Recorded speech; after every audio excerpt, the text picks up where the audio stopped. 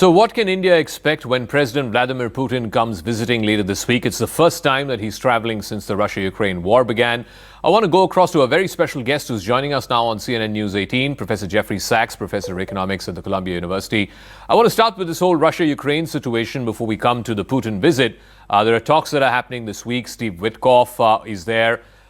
How and where do you think this story is moving? Do you see eventually this war is going to be brought to some kind of a culmination? There's going to be a ceasefire.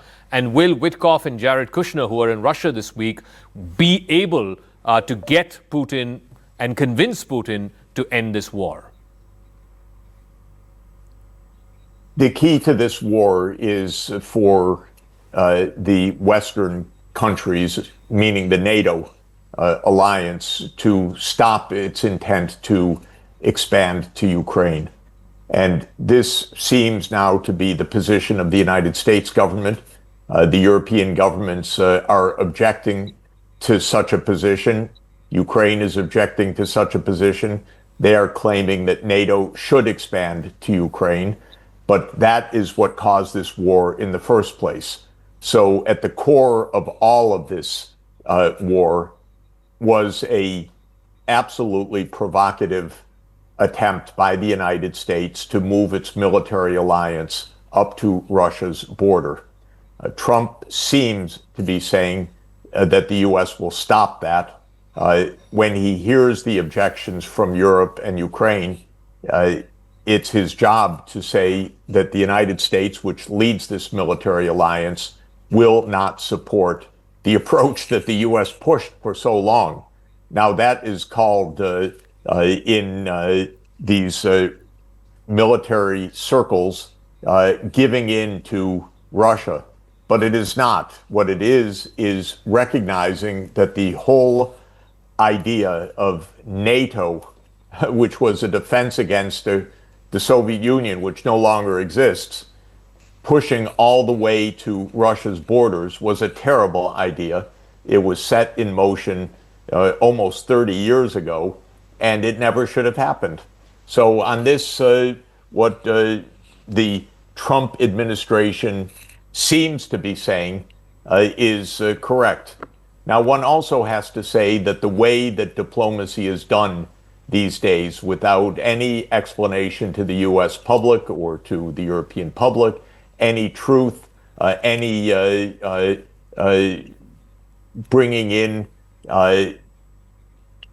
basic principles, this isn't done. This is all backroom negotiations, which I think is not the way that the world should operate. So I don't like the process, but I do think that the core idea of the Trump administration seems to be correct if we can judge from what is being leaked and spun in the media. So later this week, President Vladimir Putin of Russia is going to be here in India. It's his first visit to India since the Russia-Ukraine war began. India has skin in this game to try and get this war to move towards some kind of a culmination, if not a ceasefire. Trump has imposed these oil tariffs on India, 25%. India is the only country that has these Russian oil tariffs for import of Russian oil. What do you think will be the sort of nature of conversations between Mr. Modi and Mr. Putin later this week? Well, I think President Putin is going to explain Russia's position, which is that Ukraine must be a neutral country, that NATO enlargement must stop, that regions that Russia has annexed are going to remain with Russia. That also has a long background to it, which would take us too far afield. But Russia made those territorial claims only after the West failed to honor a treaty in 2015 that would have left those regions in Ukraine, but with political autonomy. So President Putin is going to explain the position. I think the position is broadly sensible, and I think that this will be understandable to India's leadership. I don't agree with the United States being able to impose unilateral sanctions on India or anyone else. To my mind, the U.S. has no right to say to India, you can't buy oil from Russia. Who is the United States to say that? If the United States wants to have such restrictions, it needs to go to the United Nations. That's the only place under international law where such sanctions are permitted. So I would hope on general principles in any event that India's leadership would say to the United States, you cannot impose unilateral sanctions on us. They have no standing in international law. So the paradox and the real conundrum here, Professor Sachs, is that Donald Trump has linked the second set of tariffs, the 25% tariffs, explicitly on the import of Russian oil. And in fact, some Indian oil companies have come out and said that they will reduce the import of Russian oil. But again, there is no guarantee that Trump will take off these tariffs, even if India were to progressively reduce its buying of Russian oil. So how does India navigate this conundrum? First of all, Trump's tariffs in general, in my opinion, are illegal under U.S. law, meaning that he doesn't have the authority to do what he is doing. Now, this is an issue before the U.S. Supreme Court, so it may be in short order that the Supreme Court says that all of these executive orders by Trump are null and void because they exceed the president's legal authority. I hope that the Supreme Court says that because I don't like a political system in which one person sets the international trade terms. That seems to me to be unconstitutional in our system. So that would say to the United States, no, you cannot put unilateral sanctions on us. Of course, that may make some people in India uncomfortable, but this should be a common position of the BRICS countries to begin with. Because the idea that the United States tells India what to do vis-a-vis Russia is wrong. The idea that it's putting on tariffs because of India's purchase of Russian oil is plainly illegal from an international law point of view. And I think India should say so, frankly. I don't believe just to say, yes, Mr. President, whatever you say, which is sometimes the attitude that much smaller countries take. But India is a global superpower. It should be able to say, frankly, to the United States, you can't do that. So some have also argued that the reason why Trump has imposed these sanctions is because of a personal pike that Trump has had with Mr. Modi, because Mr. Modi refused to give Trump any kind of credit or recognize his role in mediating the ceasefire between India and Pakistan when the war happened earlier in the summer. Do you think that's why these tariffs have been imposed? Because India is, like I said, one of the few countries which still has not got a trade deal in place with the United States yet. I doubt it, that that's really the reason that this is at such a personalistic level.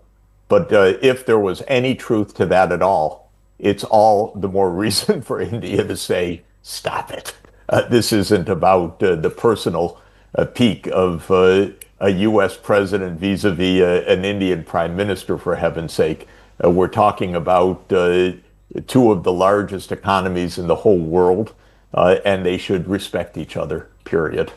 And India is nearly 5 times the population of the United States. And so India should say, please, let's have international law. Let's not do things on the basis of pique or on the basis of extraterritorial sanctions that have no international legal basis. Let's do things properly under the rules of the World Trade Organization. Over the last 25 years, whether a Democrat was in the White House or a Republican was in the White House, there was a bipartisan consensus in the United States, in the U.S. political system, that India was the one country that needs to be close to America because it is a counterweight to China. Clearly, Trump doesn't believe in that. He's got a deal with Xi Jinping. He would love to cut a deal with Putin. How does India navigate this space? Well, I always said to Indian friends and Indian leaders, don't believe that the United States is really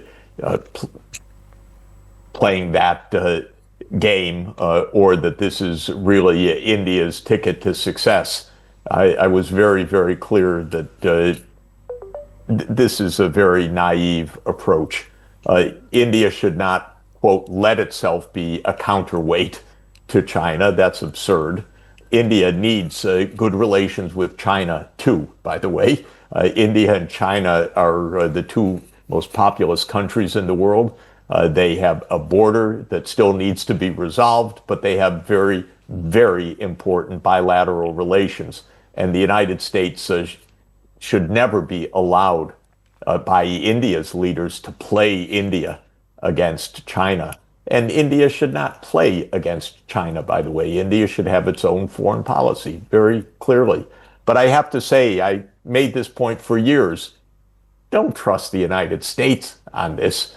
Don't think that India is going to be the great replacement of China and American supply chains and so forth. That's absurd. And I was shown to be right, I have to say. I don't say that out of pride. I just say that it was completely evident that India needs its own foreign policy and not to be played by anybody. India is a superpower. It's the world's most populous country. It shouldn't side with one country to be played against another country, for heaven's sake. So I want to come back finally to where we started, and that is the visit of Vladimir Putin. It's the first time that he's coming to India since this war began. India has been a strategic partner both to Russia and to the United States for the last 2 decades plus. The relationship with Russia has been very, very important, both on the defense side as well as now increasingly on the energy trade side. Does India sort of continue to have its legs in both of these boats and move forward like it has for the last many years? Or at some point, do you reckon that Trump will tell India you have to choose one over the other, or India will be forced to choose one over the other? Well, look, the U.S. isn't choosing. The U.S. is trying to make business with Russia. So how can the U.S. say, India, you don't make business with Russia? Come on. There's a limit to American hypocrisy, and it should be understood. So if President Trump is openly courting President Putin for all sorts of commercial deals, who is he to tell India not to have commercial relations with Russia? The whole idea is absurd. And we should move beyond absurdity. This world is not going to survive if we behave absurdly. The point is that India needs its own foreign policy. It's not in the pocket of the United States. It doesn't have to listen to these kind of bizarre, hypocritical claims of the United States. It doesn't have to watch the United States try to make commercial deals with Russia and then be told you can't do that in the case of India. Come on. This is India's a superpower. It should act like one. That means being responsible, but it means saying to the United States, we want to have good, mutually respectful relations with you. And to Russia, we want to have good, mutually respectful relations with you. And to China, the same way, because that is what is going to serve India's interests, to have good relations with the U.S., with Russia, with China, and it's going to serve the world's interests, because superpowers should not play games with each other. They should be aiming for stable, responsible, mutually respectful relations. And India has a fantastic foreign minister, and it has an absolutely clear set of interests, and it should be very respectfully defending those and not being told what to do by other countries. All right, Professor Jeffrey Sachs, it's always a pleasure speaking with you, sir. Thank you so much for joining us here on CNN News 18. Thank you.